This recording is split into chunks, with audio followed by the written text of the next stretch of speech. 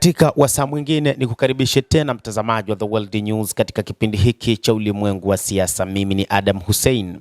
Rais wa Marekani Donald Trump ametishia kufanya mashambulizi makubwa katika vinu vya kuzalisha umeme vya Iran isipokuwa kama mlango bahari wa Hormuz hautafunguliwa tena ndani ya saa 48. Kwa maana hiyo, rais wa Marekani ametoa masaa 48 kwa Iran wanapaswa kufungua mlango bahari wa Hormuz, la sivyo atafanya mashambulizi mazito ya kugonga vinu vya kuzalisha umeme nchini humo.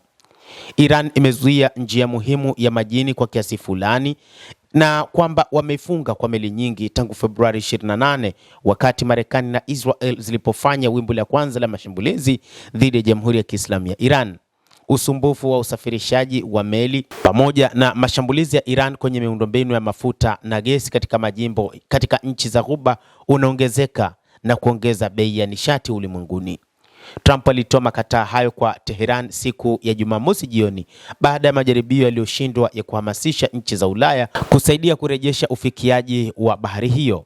Ikiwa Iran haitafungua kikamilifu bila tishio mlango bahari wa Hormuz ndani ya saa 48 kutoka wakati huu kamili, Marekani itagonga na kuangamiza mimea yao mbalimbali ya umeme, kuanzia na ile mikubwa zaidi kwanza. Rais huyo aliandika kupitia ukurasa wake wa Truth Social, akimaanisha kwamba ataenda kushambulia maeneo yote yenye vyanzo vya kuzalisha umeme katika taifa hilo la Kiajemi.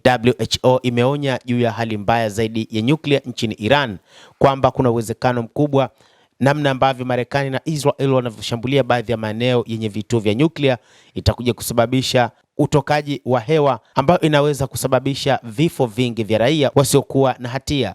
Kiwanda kikubwa zaidi cha umeme cha Iran, mtambo wa Namavand unaotumia gesi, kiko karibu na Pakdashti kusini mashariki mwa Tehran. Nyenzo nyingine kuu ni pamoja na mabwawa ya kuzalisha umeme ya Shahid Abbaspur, Karun-3 na Masjid Suleiman katika eneo la Khuzestan kusini magharibi, pamoja na kituo cha kuzalisha umeme cha Kerman katika eneo la kusini mashariki mwa Kerman. Kiwanda pekee cha nishati cha nyuklia cha Iran kiko huko Bushehr kwenye pwani ya Ghuba ya Uajemi. Shirika la kimataifa la nishati atomiki IAEA lilisema mapema wiki hii kwamba kuna mifumo inaweza kugonga takribani mita 350 kutoka katika kituo hicho. Mtazamaji wa The World News, huyo ndio rais wa Marekani bwana Donald Trump. Sasa ametafuta njia ya kuweza kuharibu miundombinu ya umeme nchini Iran, kwamba kama Iran haitoweza kufungua mlango bahari wa Hormuz, basi moja kati ya jambo zito ambalo litaikumba nchi hiyo ni mashambulizi mazito ya kuharibu miundombinu ya umeme katika taifa hilo, na kwamba taifa hilo litaingia gizani.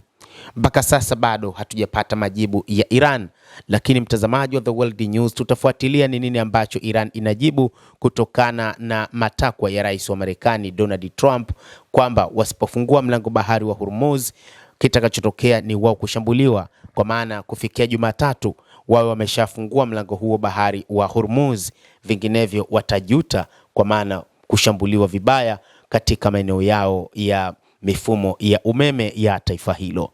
Endelea kutufuatilia mtazamaji wa The World News, lakini nikusihi usisahau kulike, usisahau kucomment, kadhalika usisahau kusubscribe channel yetu hii ili upate habari hizi kwa mapana kupitia The World News. Mimi ni Adam Hussein. Endelea kuwa nasi wakati wote, endelea kutufuatilia.